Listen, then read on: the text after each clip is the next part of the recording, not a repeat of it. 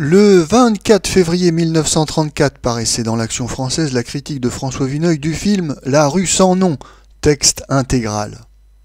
Le studio des Ursulines, voici bientôt 10 ans, ouvrait ses portes sur la rue sans nom de Pabst, sombre histoire de l'inflation et de la faillite dans la charmante et malheureuse Vienne, la ville la plus infortunée de l'Europe d'après-guerre. Les Ursulines accueillent aujourd'hui la rue sans nom d'un jeune auteur français, Pierre Chenal, d'après le livre de M. Marcel Aimé. Il y a plus qu'une ressemblance de titre entre les deux films. Sans doute, lorsque le jeune et excellent romancier Marcel Aimé conçut cette tragédie populaire avec une vigueur que la verve comique de La Jument Verte ne doit pas nous faire oublier, il avait vu le cinéma allemand de Pabst, Sternberg et leurs disciples. Non qu'il leur ait pris un seul trait, que l'on rencontre sous sa plume une seule allusion formelle, mais il est apparent que ces films, qui sont déjà du passé, lui suggérèrent une ambiance, donnèrent le branle à son imagination. C'est un peu pour cela que l'on a écrit presque partout que La rue sans nom ferait un bon et solide scénario, ce que la suite a démontré.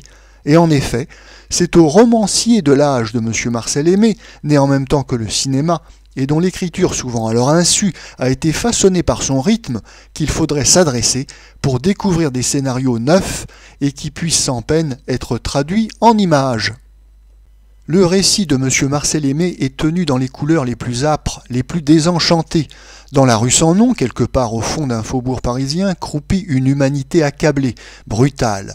Terrassiers français et italiens, levés avant l'aube, rentrant à la nuit fourbus et hargneux, s'entassant et se battant aux rares heures de liberté, dans le bistrot de Minche, indicateur de la police.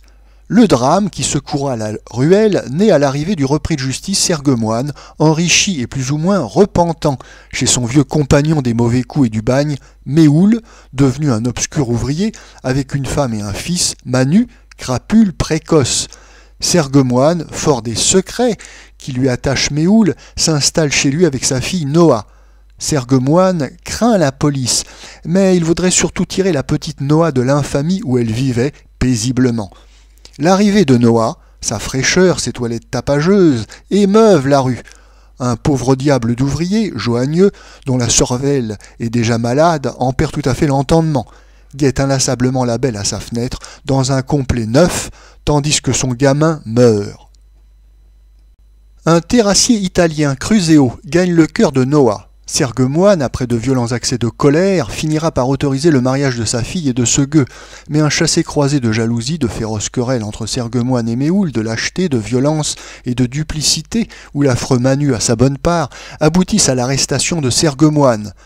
Méhoul se livre en même temps, les deux anciens compagnons de chaîne se réconcilient sous les menottes, tandis que Noah, très malade, gémit entre les bras de Cruseo et va peut-être mourir.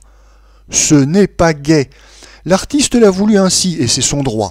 Parmi les gros mots, les menaces, la haine, les chaises et les bouteilles brandies à chaque instant, les seuls sentiments réconfortants qui surgissent de cette humanité misérable sont peut-être l'amour naïf de Cruseo, l'obscur héroïsme domestique et l'amitié, de la Méhoul et de la Joagneux. On félicitera M. Pierre Chenal, qui est presque un débutant, de n'avoir point atténué la dureté, l'amertume de ce récit. Pas de concession, le niais optimisme des opérettes, des innombrables vaudevilles en vogue concourt certainement à donner plus de relief à ces tableaux assez inusités sur un écran français. Le film, dans son ensemble, est construit d'une main déjà vigoureuse, mais qui ne connaît pas encore toutes les ressources de son outil. C'est au rythme, au mouvement d'un film que l'on reconnaît les grands artisans du cinéma. C'est par des gaucheries, des insuffisances de rythme que pêchent toujours les novices les mieux doués.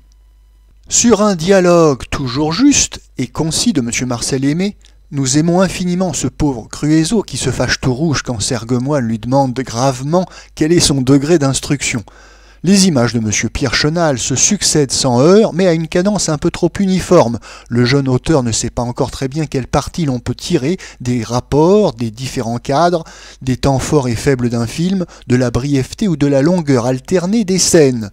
Mais M. Pierre Chenal a eu un mérite considérable, celui de régler ses éclairages, sa mise en scène, de manière à éviter le pastiche du film allemand expressionniste, qui semblait presque fatal et qu'aurait commis n'importe quel auteur moins difficile à satisfaire. Les ouvriers, les pauvres logis de la rue sans nom, ne sont pas prussiens ou autrichiens, ils sont français. Chacun l'a compris. On a reproché par ailleurs à M. Pierre Chenal son naturalisme. Il faut s'entendre. Le naturalisme, au sens péjoratif, est un réalisme affecté poussé à un minutieux excès, ce qui nous ennuie, pour notre part, dans certains films russes tels qu'Okraïna. Nous ne voyons pas que M. Pierre Chenal donne dans ses travers. Il y a beaucoup de brutalité, d'injures dans son film, mais il n'en fait pas étalage. Elles sont nécessaires. Pas plus que le roman de Marcel Aimé, comme le remarquait déjà notre ami Brasillac naguère, ce n'est du populisme, c'est-à-dire la grisaille pour la grisaille, la crudité sans but. Ce que l'on peut dire avec plus de raison, c'est que le film, comme toujours, grossit le conte jusqu'à en faire parfois un mélodrame. Enfin et surtout, ce que M. Pierre Chenal a laissé passer, c'est la poésie étrange et mélancolique qui émergeait dans le livre de toutes ces misères, du personnage de la petite Noah, des désirs qui l'environnent, des bizarres et poignantes chansons improvisées par Cruséo, idéaliste et barde de l'accordéon, ouvrez les guillemets, m'accordéon de ma misère, fermez les guillemets. On aurait pu le retrouver à l'écran qui précise au contraire toutes les scènes au cours desquelles l'écrivain avait mis un halo.